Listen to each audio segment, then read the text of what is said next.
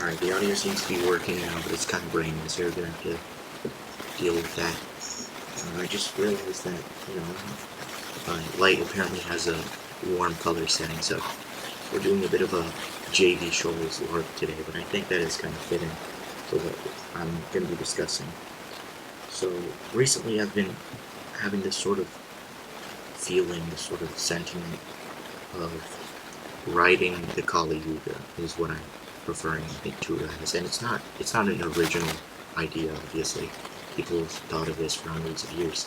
But what it basically means is the Kali Yuga is part of the Hindu belief. I'm not a Hindu, but I thought it was a pretty accurate term. And it's basically the fourth and final epoch of humanity before humanity's reset. So it's basically about, cynicism. Everyone's a cynic, everyone's irony poisoned, deeply satirical. No one can take themselves or anything seriously, and they think that they're being genuine by, making fun of people who are actually being genuine. But it's LARPing itself is actually the deepest form of sincerity and humanity. You look at history, you look at Napoleon was just LARPing as Alexander the Great. So there's no shame in thinking LARPing, and people seem to have forgotten that. But that's not really the point I'm trying to make.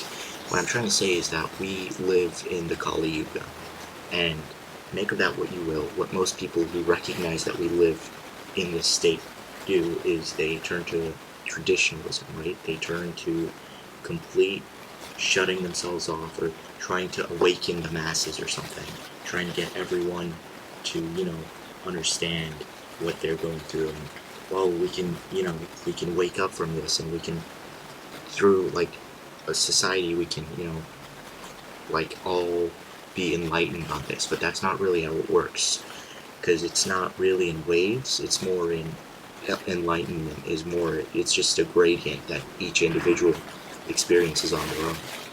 So when a wave is coming, when you're being chased by a metaphorical tiger that is this disgusting, sort of degenerate, like post-satirical, this meta-satire where no one really takes themselves seriously unless other people around them take it seriously, and then they kind of take it seriously, and everyone's irony poisoned, and no one really cares, and everyone's just afraid to be genuine, to be noble, to be anything.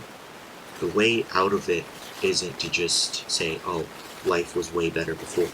It isn't to try to walk into the wave and walk behind the wave, because then the wave's just going to come crashing into you, and you're going to die having done nothing, having achieved nothing.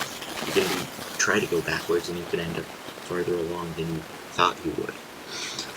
And it's a terrible, and it's so ridiculous that so many people, I saw Sylvan the other day, for example, talking about Luke Smith, but there's so many other examples of people like Marvin Heemeyer, Ted Kaczynski, not to be extreme or whatever, but these people, it's just such wasted energy, Let's say Ted Kaczynski was able to bomb those people's houses. What then?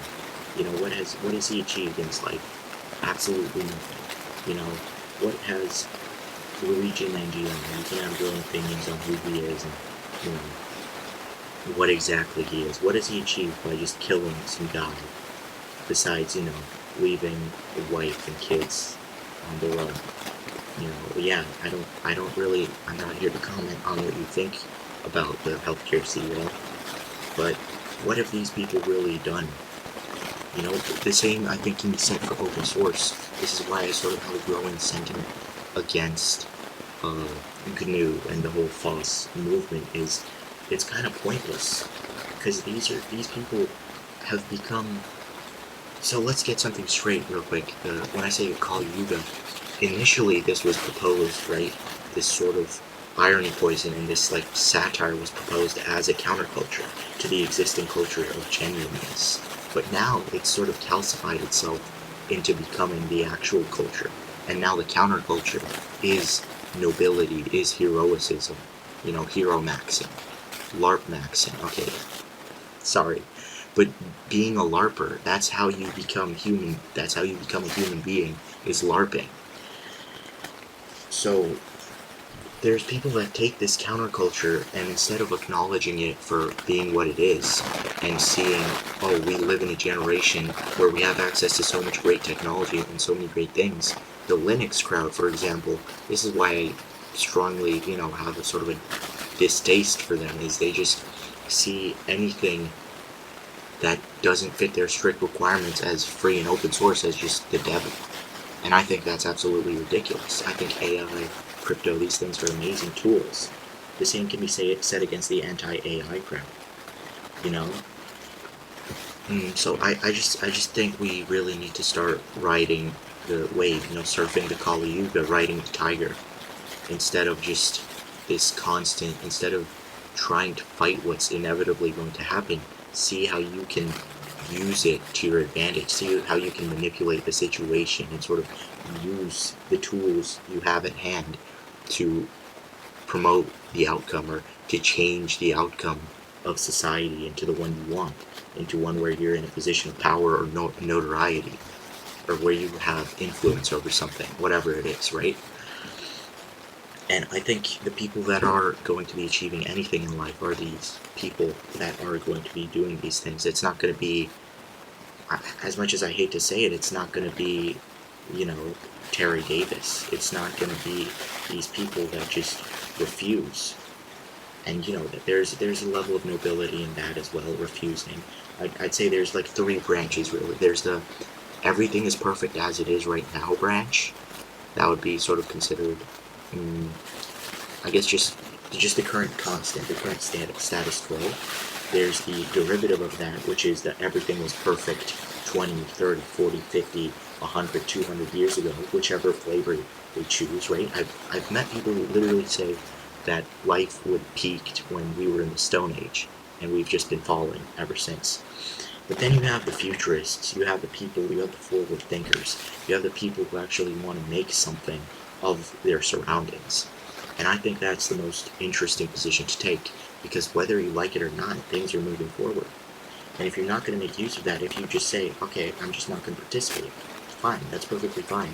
But don't pretend that you have some sort of moral upstanding, moral high ground to people who want to win, to people who want whatever, through whatever means, who want to win. Yeah, that's pretty much all I want to, that's all I want to have. That's all I want to say today. That's pretty much all I have to say. This one was a bit of a longer one, maybe a couple of things to think about. But I have been thinking about these things for a while, so I thought I'd just get it out there. Alright, I'll see you guys.